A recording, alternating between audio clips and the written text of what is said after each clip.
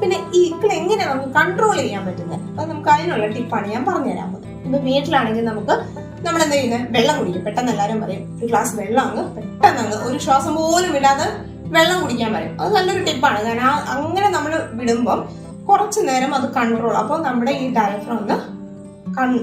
ഡയഫ്രത്തിനൊന്ന് relax ആവാനുള്ള time കിട്ടും. നമ്മൾ വെള്ളം കുടിക്കുമ്പോൾ നിങ്ങളൊരു കാര്യം ശ്രദ്ധിക്കുക, ഈ വെള്ളത്തിൽ നല്ല തണുത്ത വെള്ളത്തിൽ ഐസ് ഇട്ട് കുടിക്കുകയാണെങ്കിൽ അത് ഏറ്റവും ബെസ്റ്റ് ആണെന്നാണ് ഞാൻ കേട്ടത്. അപ്പൊ തണുത്ത വെള്ളത്തിൽ ഐസ് ഇട്ട വെള്ളം കുടിക്കുക. അങ്ങനെ നിങ്ങൾ കുടിച്ചു നോക്കിക്കേ.